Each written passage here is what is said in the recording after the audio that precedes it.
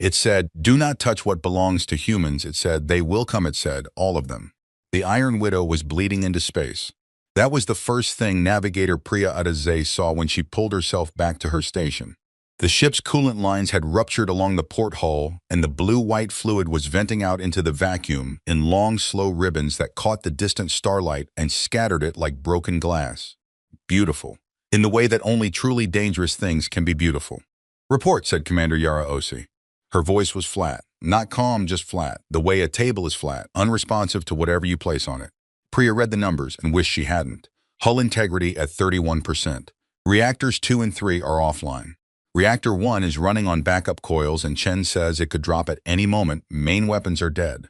Point defense is down to 4 turrets, 2 of which are jammed and will not rotate. Life support is holding, but we have a 17% oxygen leak in sections C through F. She stopped, and we lost the Alderman. Nobody spoke after that. The Alderman had been the Iron Widow's escort frigate for 11 years. It was a good ship. Small and fast, crewed by people who laughed too loud at bad jokes. When the Veth ambush came screaming out of the debris field, the Alderman had thrown itself into the path of 3 kinetic kill vehicles that were aimed directly at the Widow's bridge. It had bought them 4 seconds. Those 4 seconds were the reason Yara Ose was still alive to hear bad news. "Casualties," she said. 48 dead, 61 wounded. We started with a full crew of 212. Priya did the math that nobody wanted to hear. "We are at roughly 52% personnel capacity, and that includes Petty Officer Volkov, who has a broken arm and claims he is fine." "He is not fine," said Petty Officer Dmitry Volkov from across the bridge. His left arm was wrapped in a splint made from a coolant pipe casing and a strip torn from his own uniform. "But I am fine." Yura looked at him for exactly 1 second, then she looked away. That was all the argument she had energy for. The Iron Widow drifted. She was old, as human warships went. 83 years old, which in the context of interstellar military history was practically a relic. She had been built at the Callisto shipyards back when humanity was still learning how to fight properly in a vacuum, back when the alien empires of the Outer Reach were still chuckling to themselves about the species that had stumbled out of its home system with fire in its eyes and absolutely no idea what it was walking into. They had stopped chuckling sometime around her 4th deployment. Her official name in the Naval Registry was Unsk Vessel 0441 Asheron. Nobody called her that. The name Iron Widow had come from her 3rd deployment, during the counteroffensive at the Reach of Sorrows. 7 enemy ships had come for her that day. 7 ships sent specifically to kill her, because the enemy at the time, the Grath Consolidation, now a thin entry in history databases, had believed she was the weakest target in the human formation. She was not the weakest target. The crews of all 7 ships never came home. The Iron Widow came home with a hole in her side large enough to park a shuttle in, her engines running on prayers and engineering tape, her crew bloody and exhausted and completely unwilling to lie down. The name stuck after that. Enemies had tried to kill her 14 times across 83 years. 14 times they had filed confident reports stating she was finished. 14 times they had been wrong. The reports were now collected and distributed in human military academies as a case study in what the instructors called aggressive optimism about outcomes. But right now, looking at the numbers on her screen, Priya was having a hard time seeing how the 15th time would be different. "How far to the nearest relay station?" Yara asked. "At our current drift rate, 9 days. If we can stabilize Reactor 1 and bring maneuvering thrusters back online, possibly 4. Can we send a distress signal?" Priya ran the numbers twice, because the first answer was one she did not want to give. "Yes, but it will be weak. At our current transmission capacity, it will take 16 hours to reach the nearest outpost at Relay Station Kadir." Yara nodded slowly. She pressed 2 fingers to her lips. Her crew knew that gesture well. It meant she was building something in her head, an architecture of intent, a structure of possibility assembled from the broken pieces in front of her. They had all learned over the years not to interrupt it. "Send the signal," she said. "Standard encryption. Include the full damage assessment." "Yes, Commander." The signal went out. Small and honest and patient, carrying its terrible numbers outward into the dark at the speed of light, hoping something friendly would be listening. 3 light hours away, something heard it. It was not friendly. The Veth did not have a word for opportunity the way humans used it. Their nearest equivalent translated roughly as the moment when an enemy's wound becomes your doorway. It was a concept so deeply built into their language that Veth children learned it before they learned to count. It described not just a tactical moment, but a moral one. The idea that an enemy's weakness was not to be pitied but to be entered. Fleet Commander Arthur Vaughan understood this concept better than most. He was old by Veth standards. His carapace had shifted from deep amber to the pale gold that came with age, and the sensory filaments along his cranial ridge had thickened into something that younger officers sometimes described, behind his back, as decorative. He had commanded Veth warships for 40 years. He had fought humans on 3 separate occasions, which was 2 more times than most of his colleagues, and he had come away from those engagements with a deep and somewhat inconvenient respect for the species and a very strong preference for never engaging them again, unless the numbers were overwhelmingly in his favor. Right now, the numbers were overwhelmingly in his favor. The intercepted signal was unambiguous. The Iron Widow, and yes, even the Veth called it that, because the name appeared as a warning marker in intelligence files across 14 alien governments, was crippled. 31% hull integrity, 2 reactors down, main weapons offline, life support struggling. The ship was bleeding oxygen and coolant into the void in measurable, consistent, unfakeable quantities. His own ships were at full strength. 3 heavy cruisers and the dreadnought Undying Certainty behind him, Veth's newest and most powerful warship, built specifically using decades of data on human combat methodology. He stared at the signal readouts for a long time. The part of him that had survived 40 years of war, the cautious, skeptical, slightly paranoid part, kept generating the same quiet alarm. Humans like traps. They built them the way other species built houses, with care and creativity and a disconcerting enthusiasm. There was a phrase that had been translated into 17 alien languages from the original human English. If it seems too easy, a human built it. But the data was too thorough to fabricate. Reactor oscillation signatures, atmosphere bleed rates, hull stress patterns, these were not things you could fake at this level of physical consistency. The Iron Widow was genuinely dying. His second-in-command, a younger officer named Varathson, who had never faced humans in combat and therefore still had the luxury of excitement, stepped closer. The High Command directive is clear. If we can take the Iron Widow or confirm its destruction on our terms, the political impact. I know what it is, Arthur Vaughan said. He kept staring at the screen. He thought about the 3 times he had fought humans. The first time had been at Meridian Crossing, where a human ship with a destroyed engine had turned sideways and used its own hull as a shield and a battering ram simultaneously, and taken out 2 of his escort vessels before finally going dark. The second time had been at the edge of the Ashfall Nebula, where a crew of 40 people on a ship rated for 120 had held a defensive position for 9 hours against 6 attackers and only stopped when every one of them was dead. Not a single one had surrendered, not even when surrender had been offered, not even at the very end. The third time, the humans had won outright and he had retreated and spent 3 months trying to understand what they had done differently, and he was still not entirely certain. He had fought humans 3 times. He knew better than to be comfortable. And yet, the Iron Widow's signal sat there in his display, patient and honest and damning. 31% hull integrity, dead weapons, bleeding into space. Prepare the broadcast, he said. Full transmission. Human space frequencies. Varathson's filaments lit up with what translated roughly as excitement and anticipation, and the particular eagerness of someone who has never been burned. The full surrender demand, broadcast to all of human space? To all of human space, Arthur Vaughan confirmed. The Iron Widow is the most recognized warship the humans have. If we are seen to stand over her, demand their surrender in the shadow of their most famous vessel, it changes what this war means. It changes what they believe they are. The political value was enormous, beyond military victory. The Iron Widow was a symbol, proof to humans and aliens alike, that the species could be beaten bloody and still come back, still come home. That something could take everything the universe threw at it and refuse to go down. If that symbol fell while the Veth stood over it, broadcasting a demand to human space, it would rupture something fundamental in human morale. He told himself that was why he was doing this. He set the intercept course. In the Iron Widow's engineering corridor, Lieutenant Chen Fang was not sleeping. She was not sleeping in a very specific and intentional way, surrounded by the disassembled guts of the ship's primary power relay system, which she had pulled out of the wall and spread across the floor around her in a pattern that probably made sense to her and looked to everyone else like a disaster with ambitions. She was 26 years old. She had graduated from the Lunar Academy of Systems Engineering at 19. Which was unusual enough that both her instructors and her peers had checked her credentials twice. She was very good at exactly 3 things: fixing engines in ways the manuals did not describe, eating protein bars without tasting them, and finding solutions to problems that everyone else had already called impossible. Right now she was working on the third thing. Chen. Petty Officer Volkov's voice came through the comm. He was somewhere above her in the secondary junction room, reading power output figures and relaying them down. "Talk to me. Still here," she said. "What are we actually looking at?" She sat back on her heels and looked at the components arranged around her on the floor. Reactor 1 was not dying. That was the thing none of the readouts upstairs had captured properly.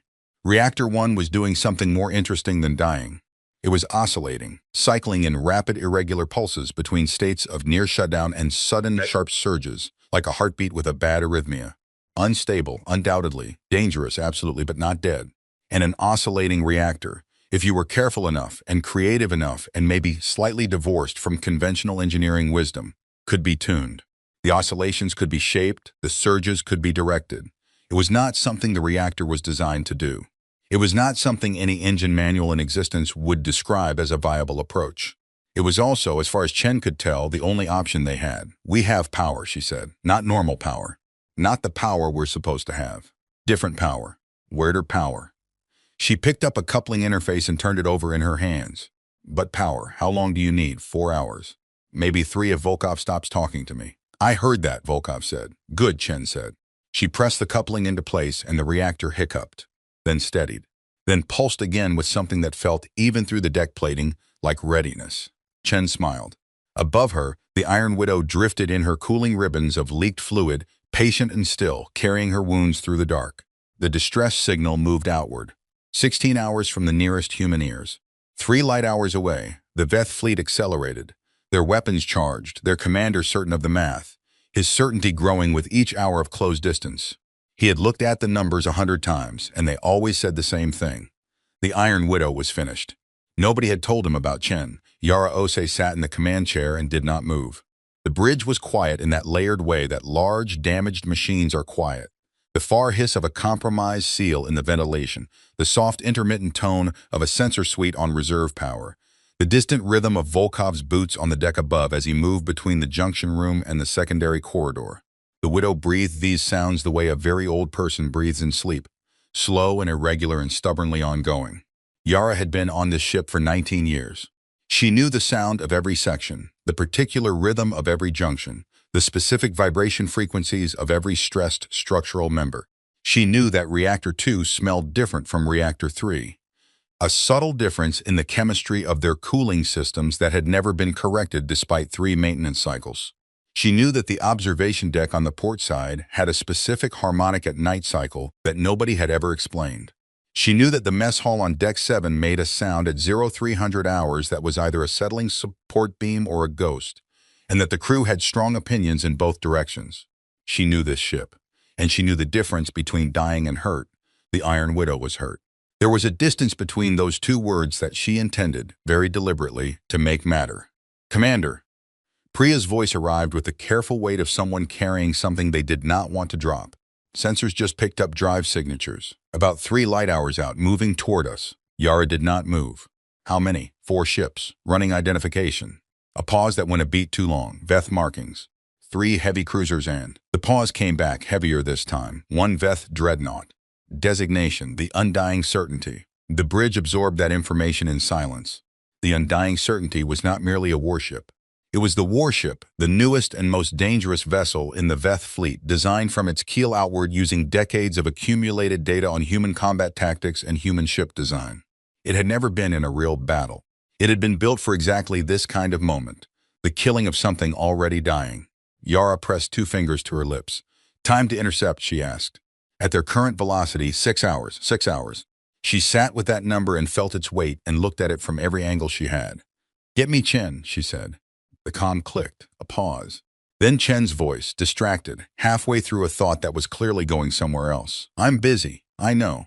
"How long?" 4 hours, maybe less if the oscillation holds. Yara looked at the sensor display.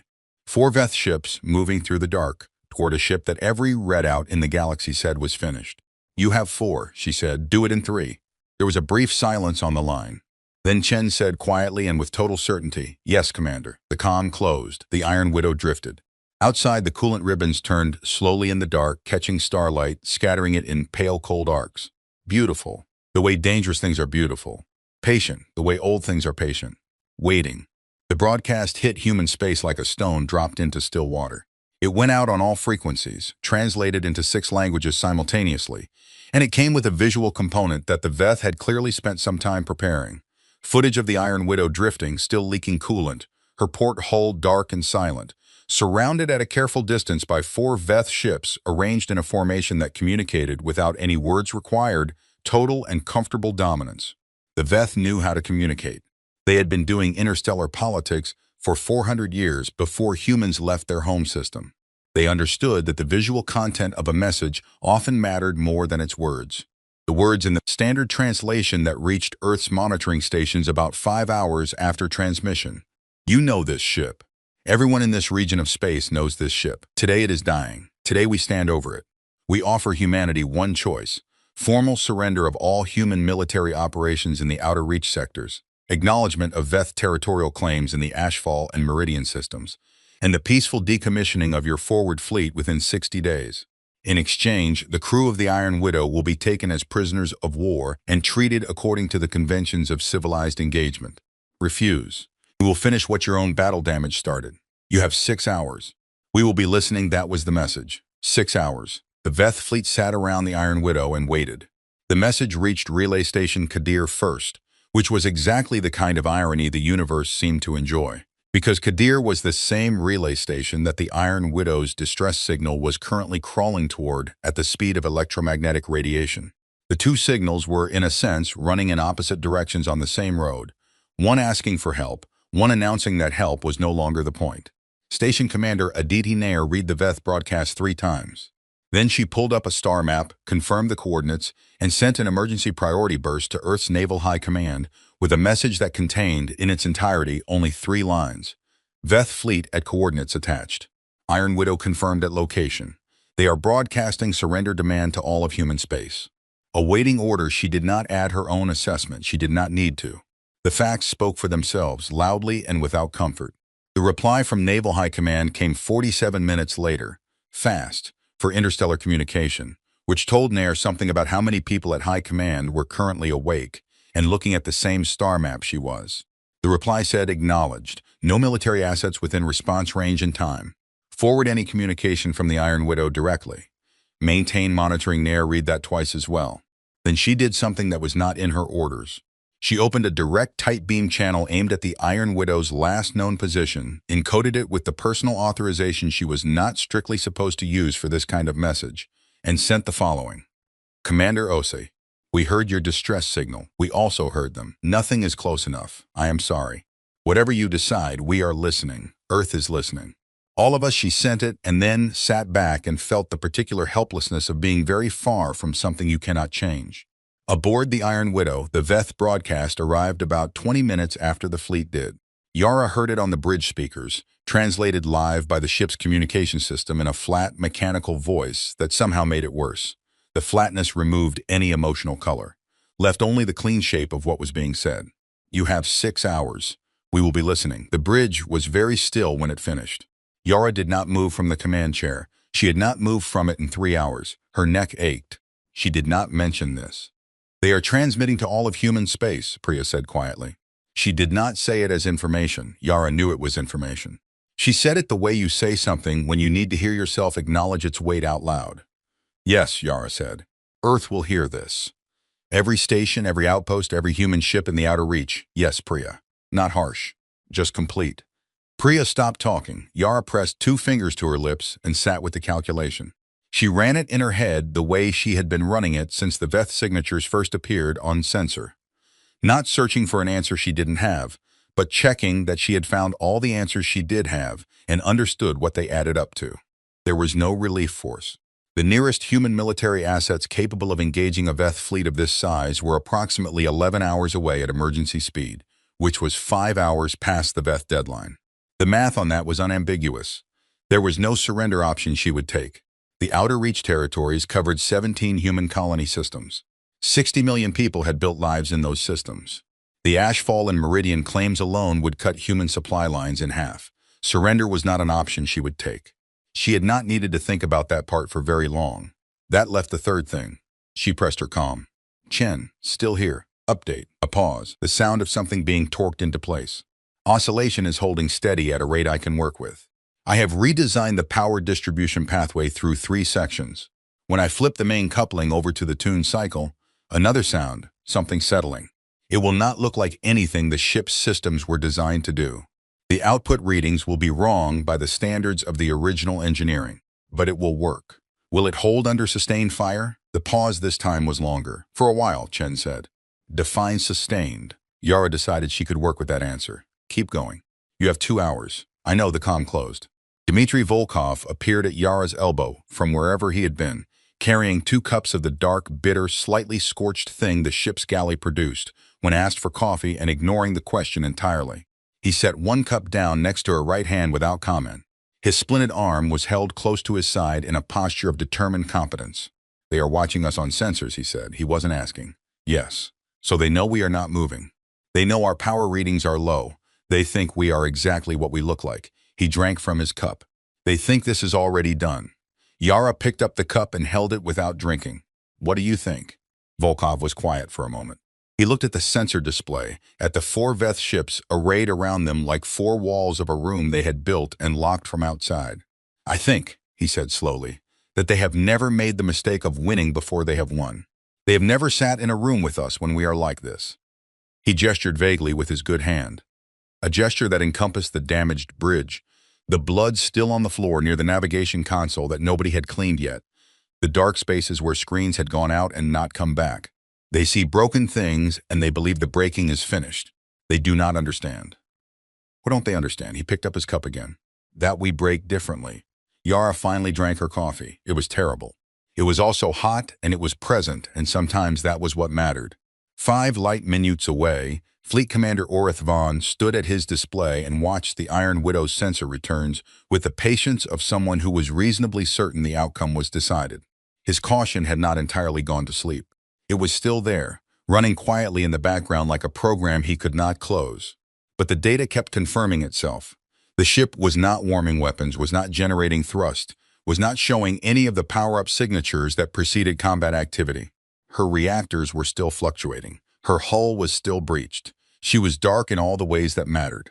No response to the broadcast, Varison reported. No. Do you expect one? Orith Vaughn thought about that. Did humans typically respond to surrender demands? His experience suggested they sometimes did and sometimes did not, and that the silence was not always what it appeared.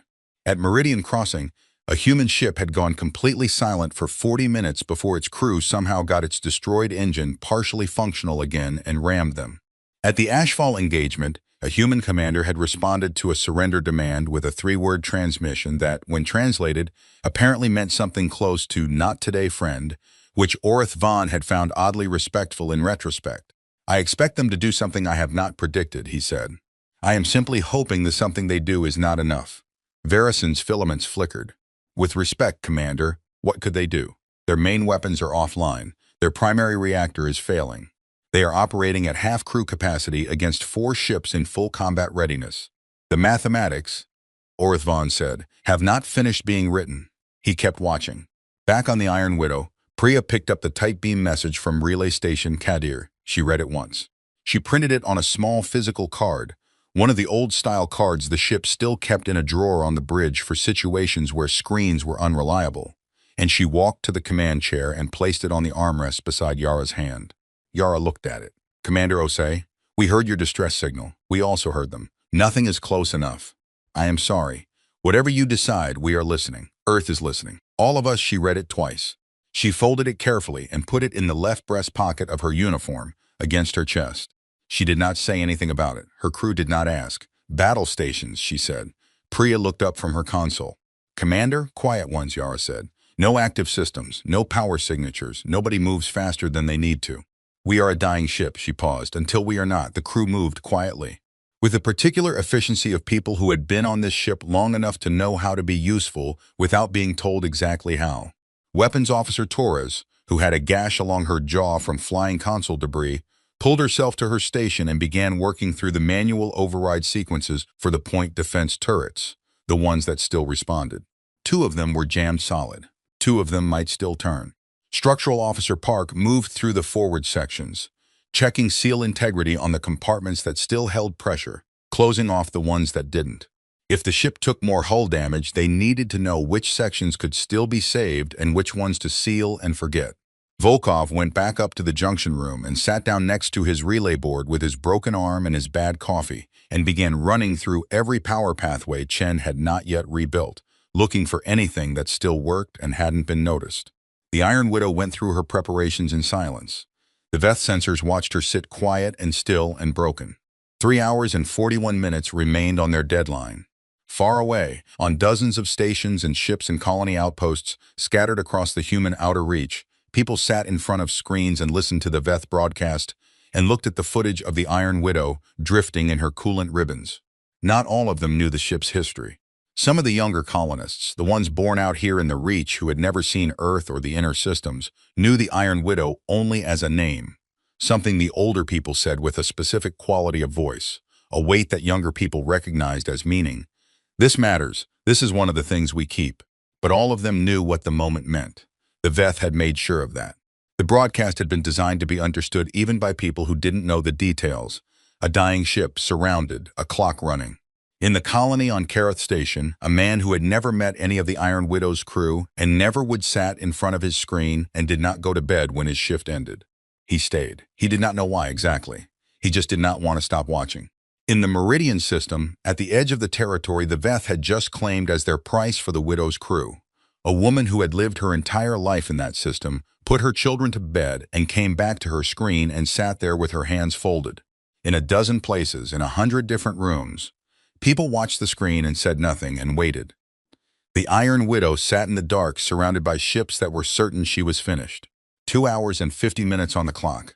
In the engineering corridor, Chen Fong touched a coupling she had modified 3 times and felt it seat differently this time, felt the resistance give in a specific way that she recognized as correct in the deep mechanical intuition that great engineers develop and cannot fully explain.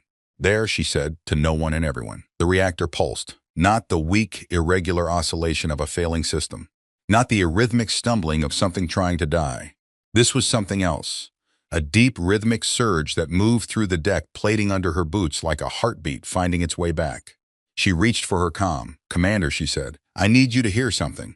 Yara listened. The reactor pulsed again and again, each beat a little more certain than the last. "That," Yara said quietly. "Yes," Chen said. "How long?" "Give me 90 minutes." Yara looked at the clock. 2 hours and 48 minutes remaining. "You have them," she said. She set the card in her pocket, more securely against her chest, the one that said, "Earth is listening," and she started building the final architecture. The 90 minutes had a shape to them, not the shapeless crawl of waiting, not the stretched blankness of boredom. These 90 minutes had architecture. They were divided by tasks and checkpoints and the steady mechanical language of a crew doing the specific things that needed doing, organized around a center of purpose that nobody had announced out loud, but everyone had understood from the moment Yara said quiet battle stations. Torres had the point defense turrets. 2 of the 4 were genuinely dead. Their rotation mechanisms had been fused shut by the same kinetic impact that had taken out the port weapons array. But the other 2 responded to manual override, slowly and with protest, grinding through about 70% of their design range before seizing up. 70% was better than 0. Torres noted their firing arcs on her display, mapped what they could cover, and built her mind around the geometry of the thing. What she could protect, what she would have to let go, where to focus if it came to it. Park had finished sealing the compromised sections. Sections C, D, and part of F were now isolated from the rest of the ship's atmosphere. He had also done something that was not in his assigned duties, but was very much in his character, which was to go through each accessible damaged section himself and make certain there was nobody still in them who could be moved. There was not. He knew there was not. The casualty count was accurate. He checked anyway. It was the kind of thoroughness that the Iron Widow seemed to cultivate in her crew over time. The understanding that the numbers on a screen were not the same thing as certainty. Volkov sat in the junction room with his broken arm and his relay board and found 17 power pathways that the partial outage had left in a state he described as sleeping, not dead. These were secondary circuits, minor conduits that had not been active before the battle because they had not been needed. They were not impressive by themselves. But 17 sleeping pathways, routed together through Chen's redesigned distribution system, added up to something worth having. He relayed this to Chen without comment. Chen added it to her architecture without thanks, which was not rudeness but efficiency, and which Volkov understood perfectly. The Iron Widow had a chapel. Not many human warships did anymore. It was a feature of an older design philosophy. The idea that people going into danger needed a room specifically for the kind of thinking that danger provoked. The chapels on newer ships had been redesigned into additional storage, into briefing rooms, into spaces with more immediately quantifiable utility. The Iron Widow still had hers. It was very small, barely enough room for 6 people, and the benches were metal, and the single light source was an amber emergency strip that had been converted to permanent use so long ago that the original crew member who had done it was probably dead. It had no specific religious identity. It had a small table and a book of blank pages that crew members had been writing in for decades. The latest entries were near the end of the book. Earlier entries had gone from formal and careful to something more honest over the years. Shorter, more direct.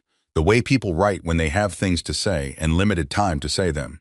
Yara went there for 8 minutes. She did not read the book. She sat on the cold metal bench and looked at the amber light on the wall and held very still, and let herself feel the full weight of the situation without the managed composure she wore on the bridge. She felt it completely.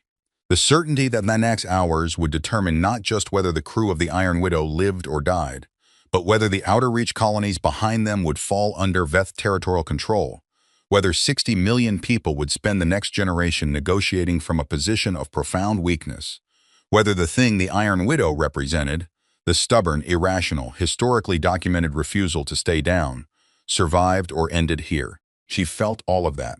Then she stood up, straightened her uniform, and went back to the bridge. 8 minutes. She had been doing this her whole career. The discipline of it was not about suppressing the weight. It was about feeling it fully in a controlled space so it didn't bleed through at the wrong moment. Her crew did not know she went to the chapel. Or if they did, they had never mentioned it. The Iron Widow had its own understandings. 1 hour and 12 minutes before the Veth deadline, Priya caught something on the long-range sensors. Commander. She kept her voice level. Quantum entanglement burst from the direction of Kadir Relay. High priority encoding. Naval High Command, Priya confirmed after a moment. The message was brief. The kind of brief that meant someone senior had written it and then deleted everything except what absolutely needed to be there. Commander Osai. No relief within range. Your discretion on engagement. Naval record will reflect whatever decision you make as in the best interest of the service. High Command sends its respect. Adim Chenwu, she read it on the small screen Priya brought to her chair. Then she looked at the sensor display, showing the 4 Veth ships surrounding them. Then she looked around the bridge, Torres at weapons, Park at structural, Priya at navigation, 2 ensigns at secondary systems, Volkov's voice occasionally coming down from the junction room above. She had been given her discretion. It was the most tactful way she had ever been told that nobody was coming. Thank you, Priya, she said. She handed the screen back. Then she pressed the ship-wide comm. Not a combat alert, not an alarm. Just the simple open channel that put her voice in every room of the Iron Widow that still had speakers running. This is the commander, she said. You have all heard the Veth broadcast. You know the numbers. I am not going to pretend the numbers are different from what they are. 4 of their ships to our 1 damaged ship is not a fair fight. She paused for exactly 2 seconds. We are not asking for a fair fight. We are asking for our fight. Chen is bringing the reactor back. Torres has point defense ready. Volkov has found power we did not know we had. Every one of you has been doing your job for the last 3 hours without being told how to do it, because you have been on this ship long enough to understand what this ship requires of you. She paused. The Veth have surrounded a dying ship, and they are waiting for it to finish dying. We are going to explain to them as clearly as we can that they have misread the situation. She closed the comm. In the engineering corridor, Chen heard the commander's voice from the speaker above her head and felt something move in her chest that she did not pause to name. She picked up the final coupling, the one she had been building toward for 3 hours, the keystone of the whole redesigned system, and held it in both hands and looked at it for a moment. This was the piece. If this worked, the reactor would not just stabilize. It would do something that the Iron Widow's original designers had never intended and would probably have strongly discouraged. It would cycle at the tuned oscillation frequency in a sustained loop that produced power output above the ship's rated maximum.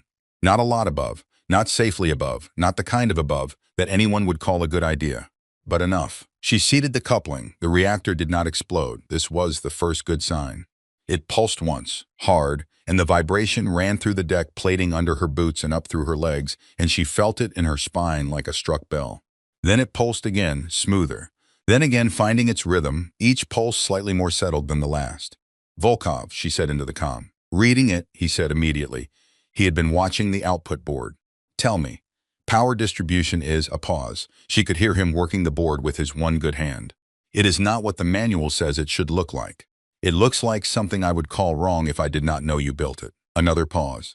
"But it is climbing. It is stable. It is." He stopped. "What?" "It is enough," he said. There was something quiet in his voice. Something that was almost reverence. "It is enough, Chen." She sat back against the corridor wall and looked at the reactor housing in front of her, the worn, ancient, scarred surface of a system that was 83 years old and had been repaired so many times that almost no original component remained. All of it replaced, piece by piece, over decades, by engineers who had loved the ship enough to keep bringing her back. "Of course it's enough," she said softly. "It's her." 40 minutes before the deadline, the Veth sensors began showing something that Orth Vaughn's sensor officer reported with the specific, careful flatness of someone who wants to state a fact without speculating about what it means. "Commander, the Iron Widow's reactor output reading has changed." Orth Van turned. "Changed how?" "It is steadier. The oscillation pattern we have been tracking has shifted. The arrhythmia is resolving." A silence. "Resolving," Orth Van repeated. "The readings are consistent with a power distribution restructuring. Something is being routed differently." The sensor officer's filaments were very still. "I am not certain what to compare this to. I do not have a reference in the database for this pattern." Orth Vaughn looked at the display for a long time. The cautious part of him, the part he had been keeping quiet for the last several hours, did not stay quiet anymore. "Distance," he said. "We are holding at 40,000 kilometers. Standard standoff for a disabled." "Reduced to 30," he said, then reconsidered. "No, hold distance. Weapons to active standby." Verison stepped close. "Commander, with respect, the deadline is 40 minutes away. If they are doing something with their power systems, it is likely survival activity. Repairing life support, maintaining hull pressure. Even if they restore full reactor function, their main weapons are offline," Orth Vaughn said. "According to the readings we have been given." A pause. "You think the readings are wrong?" He thought about the first time he fought humans. The ship with the destroyed engine. The ship that was supposed to be dead. "I think," he said slowly, "that the Iron Widow has been in 14 engagements that should have killed her and has survived all of them. I think the crew currently aboard is not a random collection of people. I think the commander of that ship is a woman who has been in this vessel for 19 years and has not, in that time, shown any particular inclination towards surrender." He kept watching the screen. "And I think we are 40 minutes from a deadline and their reactor is stabilizing." Verison said nothing. "Full weapons hot," Orth Vaughn said. "All ships. Do not wait for the deadline." On the Iron Widow's bridge, a single tone from the sensor array. "They are bringing weapons to full active status," Priya said. Her voice was level, very deliberately level. "How long do we have?" Yara asked. "At their charge rate, maybe 8 minutes before they are at full combat readiness. 8 minutes before the deadline." They had noticed the reactor. Yara looked at the clock. She looked at the sensor display. She looked at her crew. Torres's jaw set hard over the weapons console. Park standing at structural with his hands behind his back. Priya watching her screen with the focused quiet of someone who has already decided they are not going anywhere. "Chen," she said. "Ready," Chen said. "Volkov, ready," Volkov said. "Torres." Torres looked over from weapons. Her eyes were steady. "Ready," she said. Yara pulled in one slow breath. "Let it out." "Bring her up," she said. And the Iron Widow woke. Not with a shout, with a deep, resonant hum that started somewhere in the engineering decks and moved upward through the hull in a wave. The kind of sound a ship makes when power comes back to systems that have been dark and waiting. Lights returned in sections that had been running on emergency strips. Screens came back online across the bridge. The deep, steady pulse of the tuned reactor moved through the deck, plating like a drum. Not the frantic arrhythmia of a dying system, but the slow, deliberate rhythm of something that had found its footing. She was not at full strength. She was nowhere near full strength. Her hull was still 31%. Her main weapons were still dark. Her crew was still half the size it should have been. But she was awake, and she was angry. On the undying certainty, every sensor array in the fleet lit up simultaneously. For 3 seconds, no one on the Veth dreadnought said anything at all. Then the sensor officer's voice came through with something in it that Orth Vaughn had not heard in 40 years of commanding warships. a quality that existed just below professionalism, just below composure, the early, careful, controlled edge of fear. Commander, the Iron Widow is powering up. Orith Van stared at the display. The readings were wrong. Not wrong in the way of a sensor malfunction or a calibration error. Wrong in the way of a situation that had departed from all predicted parameters simultaneously. The power output coming from the Iron Widow did not match the profile of her known reactor specifications. It did not match any profile in the Veth database for a human ship of her class. It was not what a dying ship looked like. It was not what a repaired ship looked like. It was something he did not have a word for. How, Varison said. It was not a tactical question. It was just a question. Orith Van did not answer. He thought about the crew aboard that ship. The commander who had been on it for 19 years. The engineers and officers who had kept something 83 years old alive. Through 14 engagements that should have been the end of it. He thought about the concept his people called the moment when an enemy's wound becomes your doorway. He thought about what it meant that the wound was not what he had believed it was.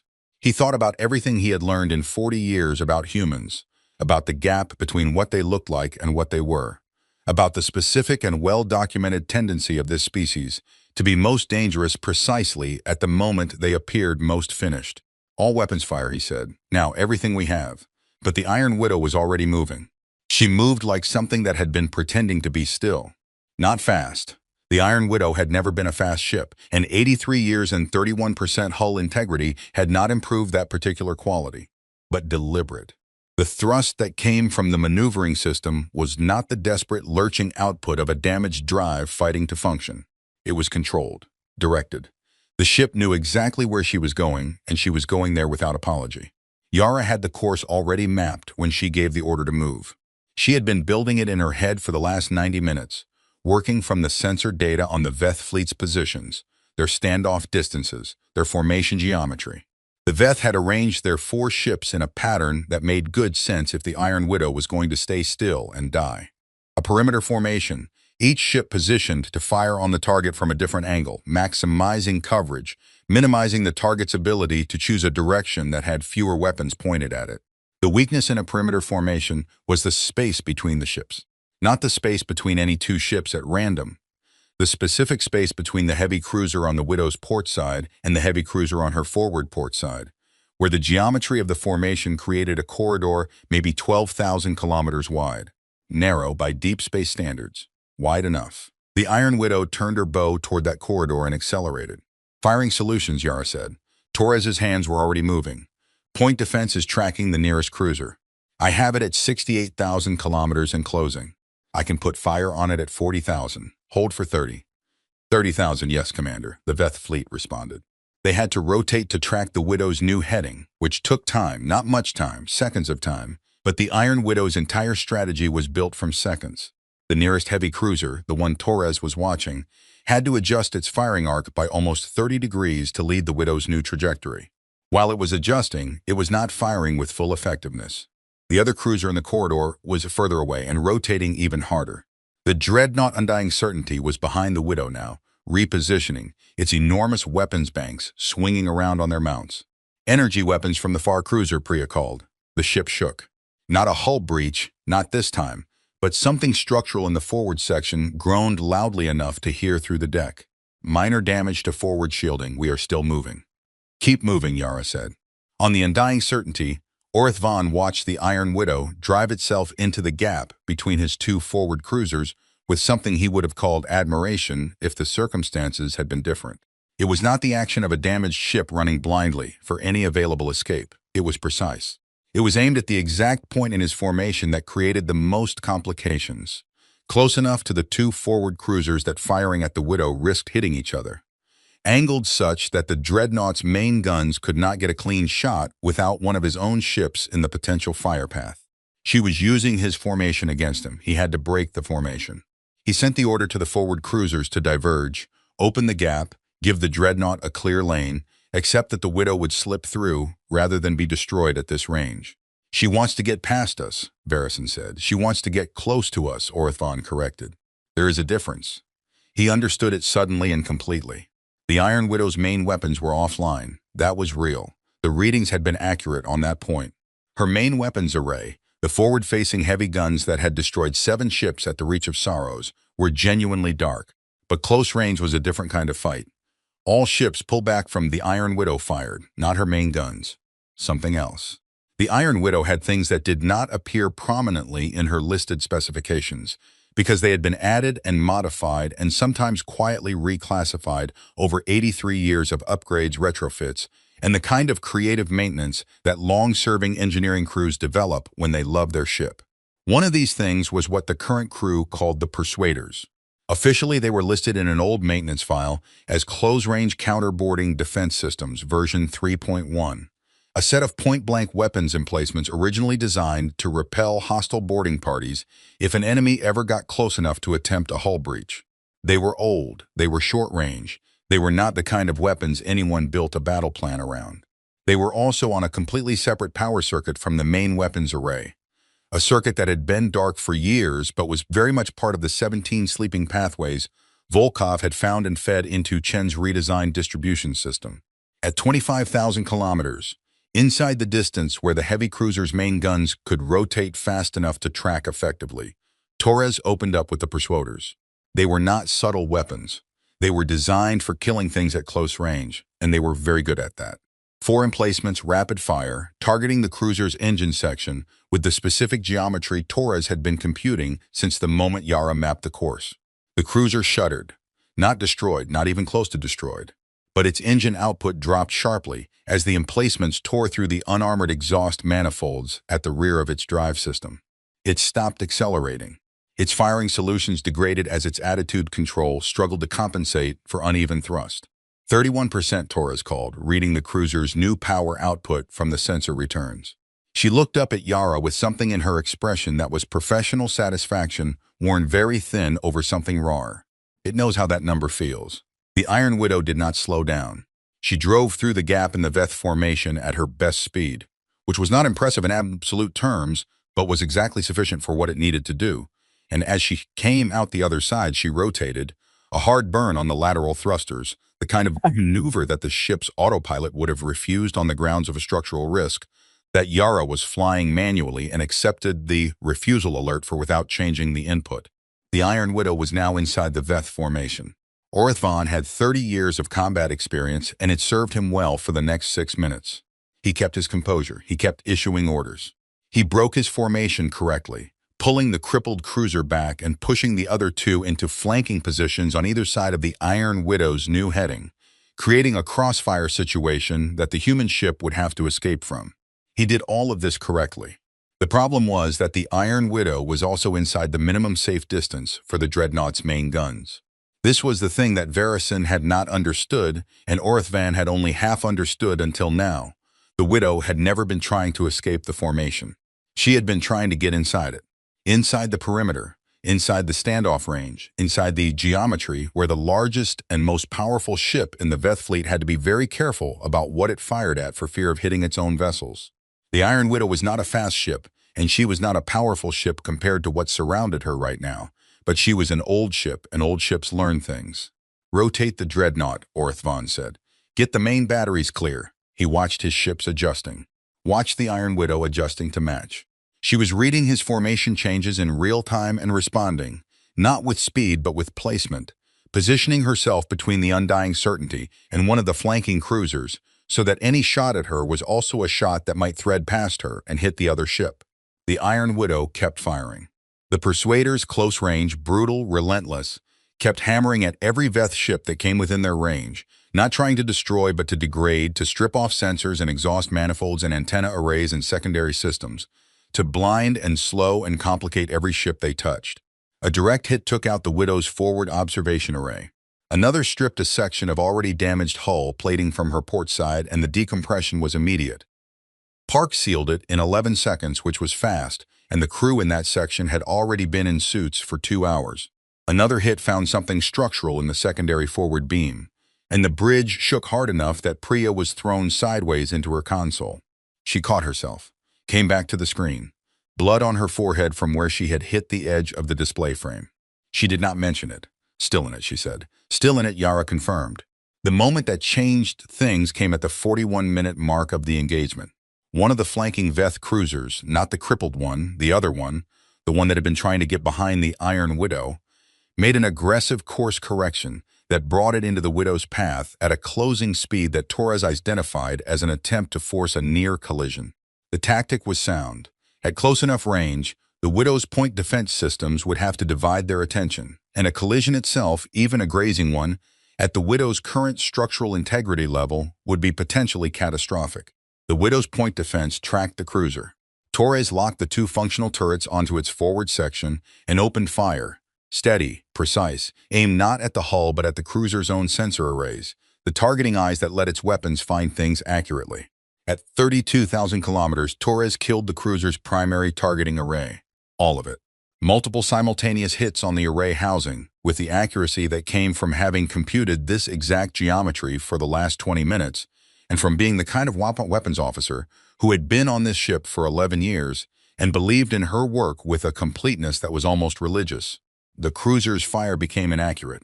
Its weapons were still firing, but they were firing blind, broad area fire, probability attacks, spraying the space around the Iron Widow in hopes of hitting something without being able to aim at anything specifically.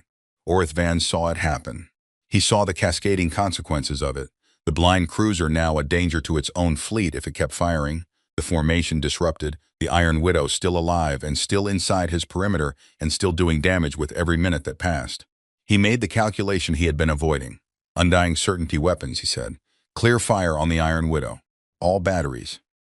Commander, the tactical officer said carefully. There are two of our ships in the... I know where our ships are, Orithvan said. Clear fire, full power, now. The Dreadnought's main batteries came to full charge. It took 8 seconds. 8 seconds for the most powerful weapon systems the Veth had ever built to cycle to full readiness. On the Iron Widow's bridge, every sensor the ship still had screamed simultaneously. Dreadnought main batteries charging, Priya said, and there was something different in her voice at this moment. Not fear exactly, but the recognition of scale, the specific understanding that what was about to be fired at them was not something they could absorb or deflect. Full power. Yara had been waiting for this moment since she mapped the course. It was not a surprise. It was, in fact, the plan. Chen, she said. Ready, Chen said. Now. What happened next was not something Orithvan's battle database had a reference for. The Iron Widow had emergency burn vents, safety release valves for reactor pressure and catastrophic overload scenarios. They were not weapons. They were the opposite of weapons. They were the system a ship used to bleed excess energy into space, rather than let it destroy the ship from inside. They were positioned along the Widow's stern and lower hull sections. What Chen had built with the tuned oscillation system was not exactly a stable reactor. It was a reactor producing above its rated output through a cycling surge process, a process that built pressure with each oscillation. The pressure had nowhere to go because Chen had kept the burn vents closed, had been keeping them closed, building the cycle, building the pressure.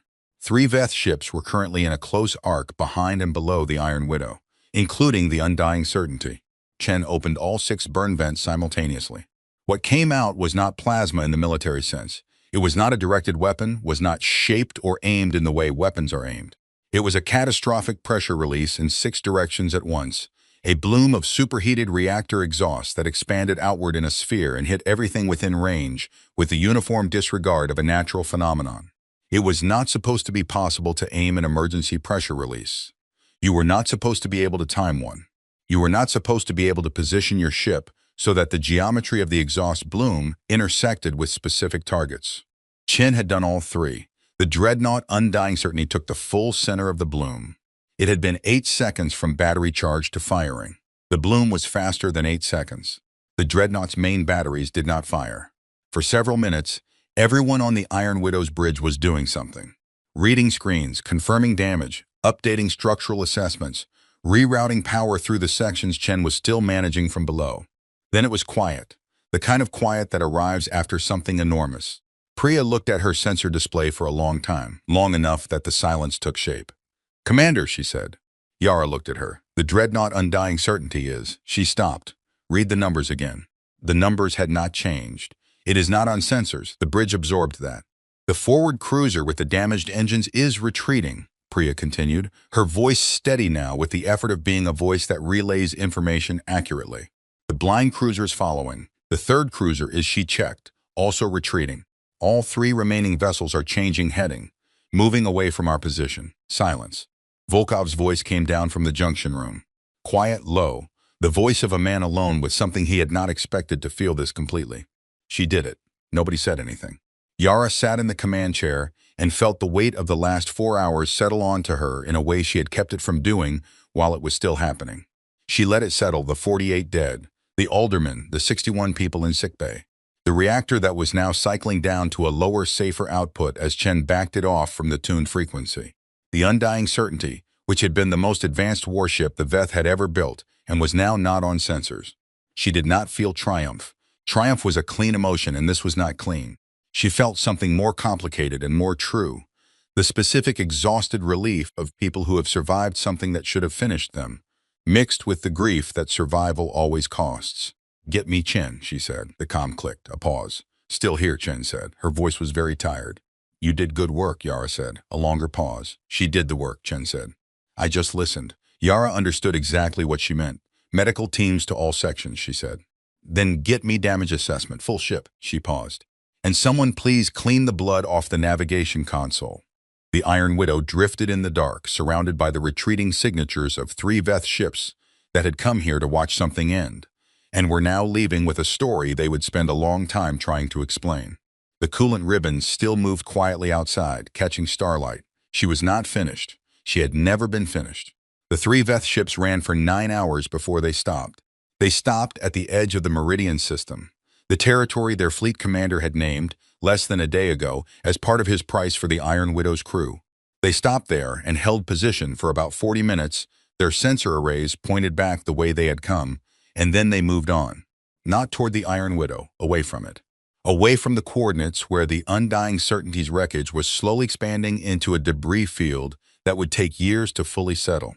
Relay Station Kadir picked up their departure signatures. Station Commander Aditi Nair had not left her screens in 9 hours. When the 3 Veth signatures appeared on her display, moving in the wrong direction, not toward the Iron Widow, not toward any human position, just away, she read the numbers 3 times and then put her head down on her console for a moment. Not crying, just breathing, just needing one moment of something other than composure. Then she sat up and started writing the report to Naval High Command, which was going to be one of the stranger reports she had ever filed. The first line was factual. At 3:47 station time, the Veth fleet that had surrounded the Iron Widow at the coordinates attached departed the area. 3 ships. The fourth, the dreadnought Undying Certainty, does not appear on any sensor return. The second line was also factual. The Iron Widow is still present at coordinates attached. She is on reduced power, but her transponder is active and she is transmitting damage assessment on standard frequency. She stopped after those 2 lines and sat back and thought about whether a third line was needed or whether those 2 said everything. They said everything. She sent the report. The news moved fast.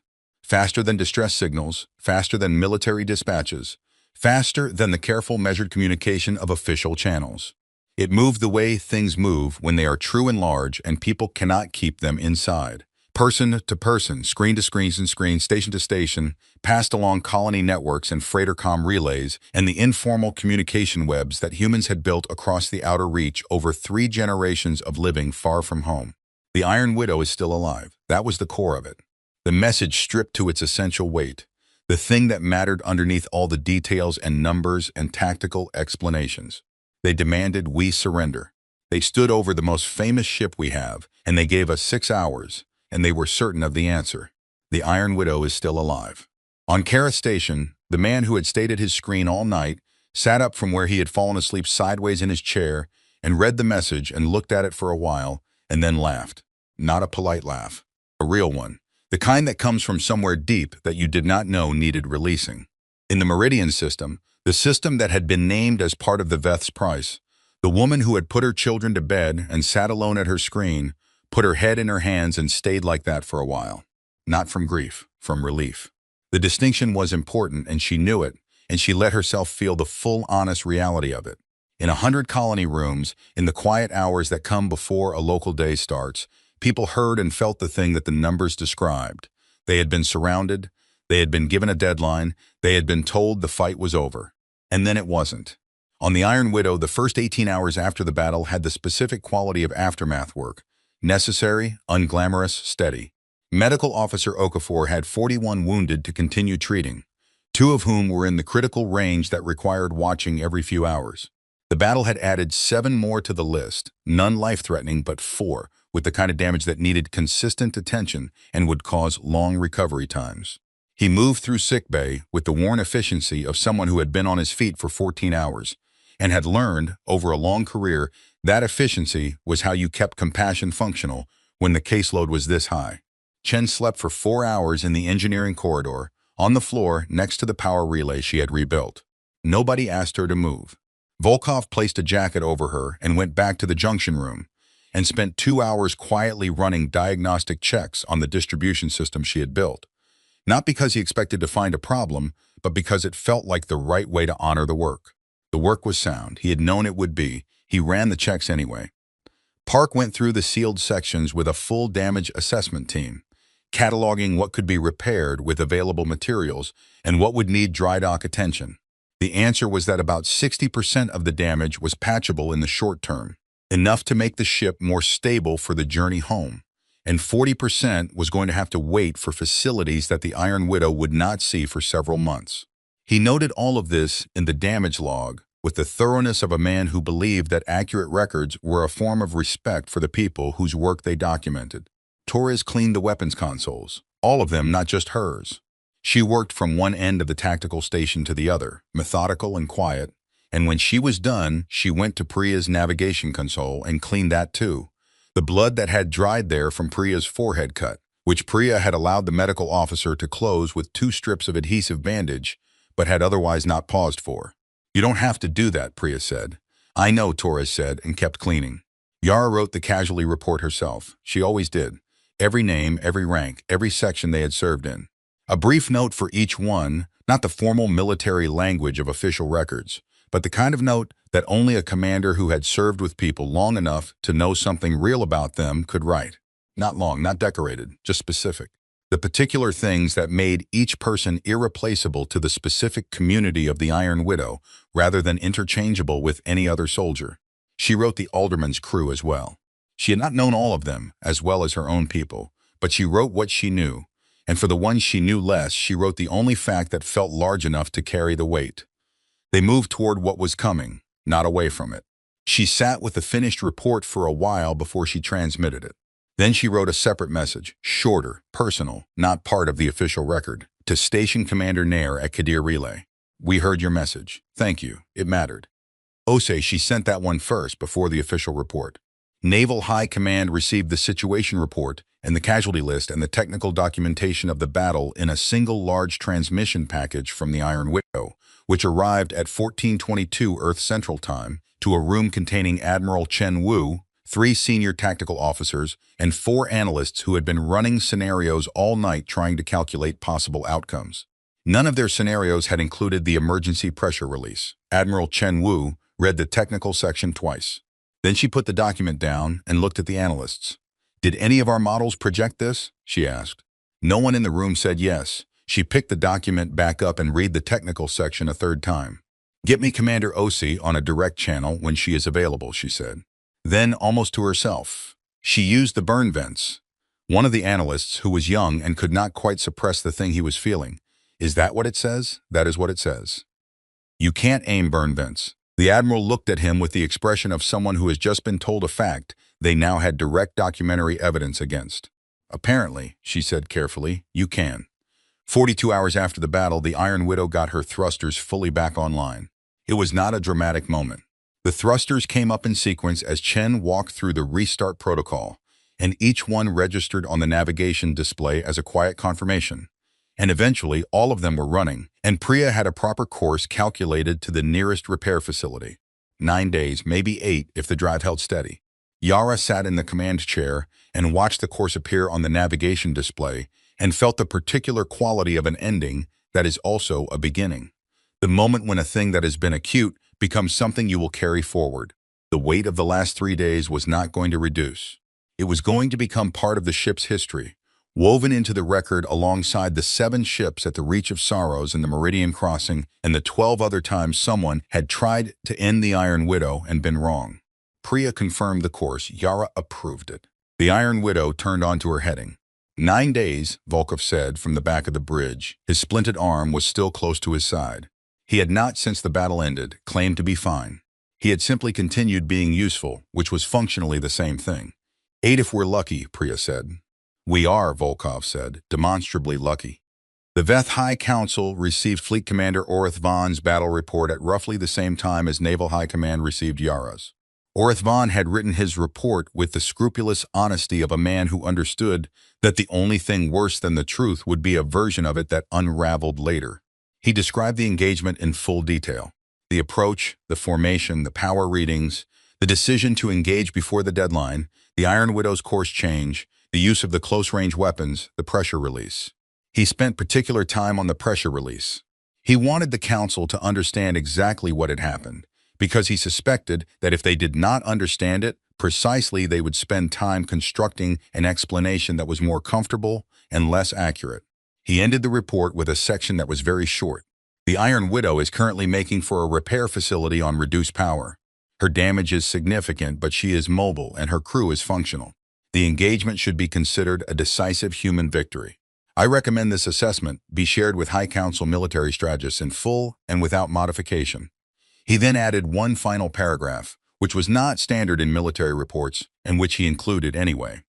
We intercepted their distress signal. We read it as confirmation of total defeat. The signal was accurate. Every damage figure it contained was correct. We drew the wrong conclusion from correct data. We believed that what was broken could not fight. We have fought humans 3 times. I should have known better. The recommendation I make to any commander who faces this species in this condition is simple. Correct data about a human ship's damage tells you what is damaged. It does not tell you what is left. He transmitted the report and went to his quarters and sat very still in the dim light for a long time, doing the particular thing that experienced commanders do after engagements they did not win. Not mourning, not recalibrating, but thinking. Building the understanding that would inform every decision he made going forward. The Iron Widow had done something he had not believed was possible. She had done it with a damaged hull and half a crew and an engineer who was 26 years old and a commander he had never met and would, he suspected, spend the rest of his career trying to understand. He sat in the dim light and thought about the species that, when you stood over them in their most broken state and gave them a deadline, responded by rebuilding the thing you had broken into something you had not planned for. He thought about that for a very long time. On the 8th day, because Priya had been right about the luck, the Iron Widow came into range of the repair facility at Harrow Station. They were expected. The facility had been monitoring their approach since they came within sensor range. And by the time the Widow's bow appeared on the station's visible light cameras, there were people watching the feed from 20 stations and colony outposts that had no operational reason to be watching except that they wanted to see it. She came in slowly, the way she had always moved, with the particular unhurried dignity of something that had earned the right to take its time. The coolant vents were sealed now. The hull damage was visible from outside, the dark scarred patches where weapons fire had stripped the outer plating, the emergency seal patches Park's team had placed over the decompressed sections. It was not a pretty sight. She was not trying to be. She was there. She was upright and she was there, and she came into the docking approach under her own power, and that was everything. The facility controller handling the approach, a woman named Bautista, who had been running docking operations at Harrow Station for 11 years and had a carefully cultivated professional composure that she was proud of, said later that she had kept it together all the way through the final docking sequence. She had given the approach calls clearly, managed the spacing correctly, done every part of her job exactly the way it was supposed to be done. It was only when the Iron Widow's docking clamps engaged, that specific mechanical final sound of a ship being held safe after a long time in the dark, that Bautista stopped talking for about 4 seconds. Then she cleared her throat and finished the docking confirmation in the standard language and marked the Iron Widow's arrival in the log with the date and time. She made no additional notes in the official log. The log was not the place for what she would have written. Yara Ose was the last one off the ship. That was not unusual. She had always been the last one off. It was one of those practices that did not need to be explained or announced. The crew understood it the way they understood all the things about her that were consistent and load-bearing. She walked through the sections of the ship while her people were being processed by the facility's medical teams, while the engineering assessors were doing their initial survey, while the work of the aftermath was beginning in all its necessary and practical detail. She walked through the sealed sections Park had closed. She walked through engineering, past the relay housing Chen had rebuilt. She walked through the junction room where Volkov had sat with his broken arm and his relay board. She walked through the weapons deck where Torres had fired blind targeting solutions on a cruiser sensor array at 32,000 kilometers and been right every time. She walked through the chapel. She sat on the cold metal bench in the amber light for a few minutes. She did not write in the book. She looked at it for a while, the old volume with its decades of entries, all the people who had sat in this specific room before whatever was coming for them. Then she went to the bridge. The bridge was empty. The screens were dark. The command chair sat still and quiet at the center of the room. She took the folded card from her left breast pocket, the one from Station Commander Nair, the one that said, "Earth is listening. All of us," and she placed it on the armrest of the command chair. A small, specific thing in a large room. The kind of detail that does not mean anything to people who do not understand it and means everything to the ones who do. She looked at the forward viewport. Harrow Station's dock lights were outside, orange and steady in the dark. She looked at them for a while. The Iron Widow was home. She was broken in places that would take months to repair. She had buried 48 of her people, and she would carry that forward. She had done something that would be written about and analyzed and argued over in military circles for years. The battle geometry, the pressure release, the specific sequence of decisions that had turned a dying ship's weakness into a trap. But all of that was the outside of it, the exterior, the version that would appear in reports and histories. The inside was simpler. They had stood over the Iron Widow and given her 6 hours and said, "End here." And the Iron Widow had said, as she had always said, in the language she spoke most clearly, "Not yet. Not yet, and not here, and not on your terms." Yara picked up the card from the armrest, folded it back, put it in her pocket, walked off the bridge, the last one off, as always. Behind her, the Iron Widow waited in her berth, quiet, scarred, patient, already waiting for the next time. There was always a next time, and she had always been there for it.